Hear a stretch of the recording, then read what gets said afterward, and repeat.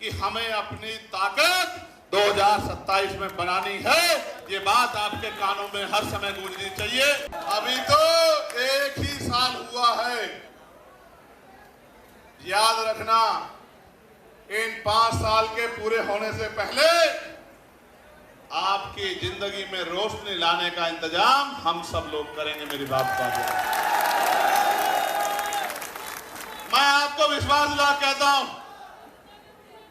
जब तक हम लोग बाबा साहब के रास्ते पे नहीं चलेंगे, यानी कि शिक्षित नहीं बनेंगे, संगठित नहीं होंगे और संघर्ष नहीं करेंगे, तब तक कुछ भी बदलने वाला नहीं है। और मैं फिर आपसे कहता हूं, पार्टी के नेताओं से कहता हूं, भीम आर्मी के साथियों से कहता हूं, कार्यकर्ताओं से कहता हूं, मांगने से भीख मिलती है, अधिकार छीनने पड़ते हैं। अगर छीनना चाहते हो अधिकार, तो जिस तरह से पेट पालने के लिए 8 घंटे काम करते हो, रोज पार्टी को आगे बढ़ाने के लिए भी 2 घंटे 1 घंटा काम करो। क्योंकि पूरा देश खड़ा था, लेकिन सरकार के लोगों ने यहां भी मुस्लिम भाइयों को पीटने का, परेशान करने का काम किया। और ये बेचारे उन नेताओं की तरफ देखते हैं जिनको आगे बढ़ाते आए, ताकत देते आए, कुर्सी बिठाते आए, और वो नेता ये उनकी तरफ देखते हैं और वो दूसरी तरफ देखते हैं। उनको पता है कि ये कहीं जाने वाले नहीं हैं, ये पीठ छिद कभी हमारे पास ही आएंगे, तो इनकी आवाज उठाने का कोई मतलब नहीं मानता। मैं इनको कहना चाहता हूं, थोड़ी सी हिम्मत जुटा लो, मन पक्का कर लो, एक मौका चंद्रशेखर आजाद को दो। अगर दोबारा किसी नेता की जरूरत पड़ जाए तब फिर मुझे कहना। पिछले कुछ दिनों में अपराध की बाढ़ आ गई है। आगरा में भी सुन रहा हूं, जो आगरा हमारा किला था, वहां भी बारात रोकी जा रही है। दिल में बड़ी तकलीफ थी, कार्यकर्ताओं पे हमला हो रहा है, कार्यकर्ताओं पे झूठे मुकदमे लगाए जा रहे हैं।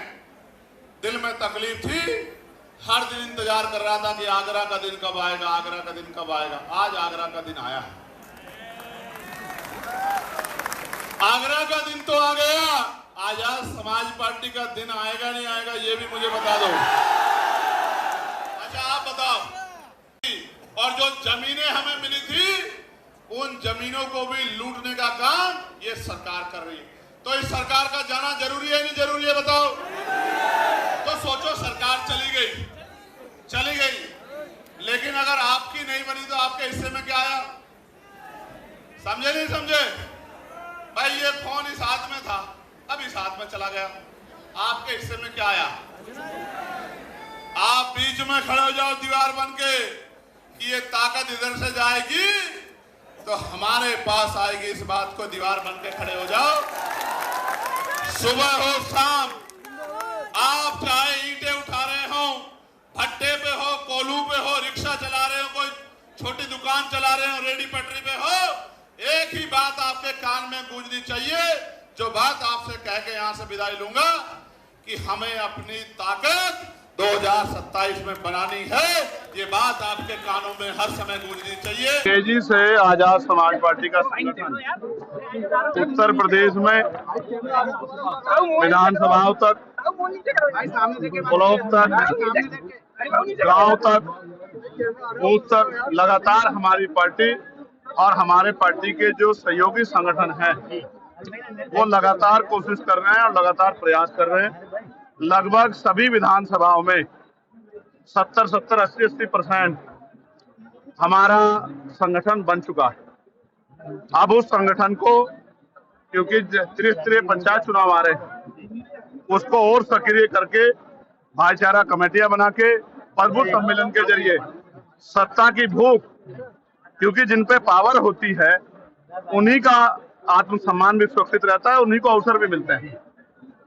ये भूख जो है, जो पिछले 15 साल में हमारे लोगों में ठंडी हो गई थी, उसी भूख को दोबारा जगाने के लिए कि वो लोग राजकाज को समझे। जब राजकाज होगा तभी तरक्की होगी, तभी अन्याय रुकेगा, तभी शिक्षा मिलेगी, तभी अच्छा इलाज मिलेगा, तभी रोजगार मिलेगा, तभी जमीनें मिलेगी, तभी इंडस्ट्रियल एरिया लगेंगे। ये बात समझाने के लिए हम लोग हर मंडल समीक्षा कर रहे हैं। आज आगरा में ये समीक्षा हुई है, शाम के समय फिर एक बार पार्टी के वरिष्ठ नेता और क्षेत्र के बुद्धिजीवी लोगों के साथ, व्यापारियों के साथ एक चर्चा होगी। फिर कल अलीगढ़ हम लोग जाएंगे। इसी तरह से ये संघर्ष का कार्यक्रम चलता रहेगा। अगले शुक्रवार को हम लोग दूसरे मंडल की तरफ प्रस्थान करेंगे। सेना के जयकारे लगा के भारतीय जनता पार्टी लगातार, और जो प्रधानमंत्री है वो कह रहे हैं कि मेरे लहू में सिंदूर बह रहा है, क्या कहना चाहिए? नहीं, ये पूर्ण रूप से पॉलिटिकल बयान है। उन्होंने जाके बॉर्डर पे लड़ाई नहीं लड़ी है। जितने जवान शहीद हुए, मैं उनके परिवारों के लिए संवेदना प्रकट करता हूं, और मैंने सरकार से मांग की थी कि उनको 1-1 करोड़ रुपए का मुआवजा मिलना चाहिए। प्लस जो जिनकी जान गई है, जो भारतीय नागरिक थे, उनको भी 1-1 करोड़ रुपए का मुआवजा मिलना चाहिए। मांग मैंने उठाई थी। तो मैं भारतीय सेना के जिंदाबाद के नारे इसलिए लगा रहा हूँ कि भारतीय सेना ही है जिसकी वजह से हम लोग चैन से पढ़ के घर में जी करनी चाहिए। लोकतंत्र है, सबको अपनी बात रखने का अधिकार है। हम कमजोर वर्गों का नारा जो बहुजन समाज के लिए है, SC, ST, OBC और माइनॉरिटी के लोगों के लिए है, जो पिछले 40-45 साल से हमारे महापुरुषों ने संघर्ष करके जो भाईचारे के बीज तैयार किए हैं, उन्हीं को मजबूत करने का काम हम लोग कर रहे हैं। मैं नारों पे नहीं जाता। नारे तो मोदी जी भी अच्छे लगाते हैं, नारे तो अन्य पार्टी भी अच्छा लगाती है, लेकिन क्या उसका फायदा जनता को मिलता है? तो नारों में कुछ नहीं रखा। कथनी और करनी में जिनके फर्क हैं, देश प्रदेश उनको भी जानता है कि उनको उन सरकारें में आने पे उन्होंने क्या क्या हासिल जो है कमजोर वर्गों को किया है, लेकिन छिपावा नहीं। अभी त्रिस्तरीय पंचायत चुनाव में आप देख लेना, आजाद समाज पार्टी उत्तर प्रदेश का सबसे बड़ा दल बन के सामने आएगा। इस बात को मेरी आप याद रखना, क्योंकि बेमार में आजाद समाज पार्टी के साथियों ने, ये तो लोग चुनाव में निकलते हैं 24 घंटे 7 दिन वो समाज की सेवा के लिए, बहन बेटियों के सम्मान के लिए, नौजवानों किसानों के रोजगार और उनके समस्याओं के हल के लिए सड़कों पर रहते हैं। इसलिए जनता का विश्वास आजाद समाज पार्टी के साथ बढ़ रहा है। बाकी दलों को उन्होंने आजमा के देख लिया है, और अगर वो दल अच्छे होते तो उनकी सरकारें क्यों बदलती? आप सोचो, जिनकी सरकारें बदली हैं तो जनता ने तो बदला, इसलिए तो बदला कि उन्होंने अच्छा काम नहीं किया, तो उनको काहे को मौका देना? तो अब वो आजाद समाज पार्टी को मौका देंगे, और धीरे धीरे जनाधार बहुत तेजी से बढ़ रहा है। ग्वालियर हाई कोर्ट में जो मूर्ति नहीं लगी है, ये इस बात का प्रमाण है कि बाबा साहब अम्बेडकर जो संविधान निर्माता हैं, जो पहले जो कानून मंत्री थे, आज भी उनके विचारों से कितनी नफरत जो है यहाँ देश में है। ऐसे लोगों को अपनी कुंठित मानसिकता को बदलना चाहिए और समता समानता की बात करनी चाहिए।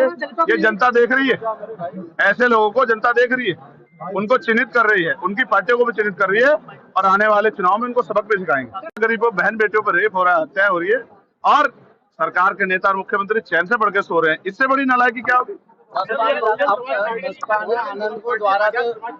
अपने लोगों को मरने के लिए नहीं छोड़ा जाता, इसलिए SC, ST, OBC और मुस्लिम भाईचारा, सिख भाईचारा, जैन भाईचारा, ईसाई भाईचारा, सबको, इनको सबको साथ लेके चलने का काम आजाद समाज पार्टी करेगी।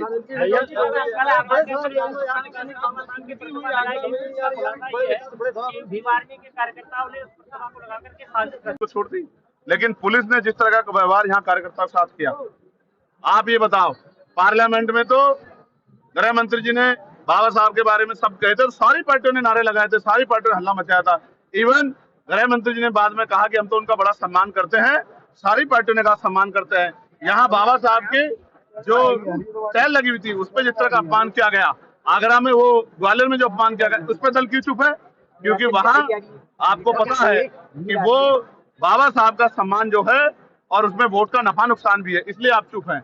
मैं फिर कहता हूँ, कोई भी षड्यंत्र नहीं चलेगा। बाबा साहब का अपमान करने वाले लोगों पे कार्रवाई करनी पड़ेगी, और जिन पुलिसकर्मियों ने इन गरीब कमजोरों की आवाज पे लाते चलाने का, थप्पड़ चलाने का काम किया, उन पे कार्रवाई करनी पड़ेगी, वरना बहुत जल्द, यहाँ नहीं करेंगे आगरा में, लखनऊ में एक बड़ा प्रदर्शन करके सरकार को घेरने का काम करेंगे। आने दीजिए, विधानसभा जब सत्र चलेगा तब हम बताएंगे इस आत्मसम्मान की लड़ाई कैसे लड़ी जाती है, गरीबों के, किसानों की लड़ाई कैसे लड़ी जाती है।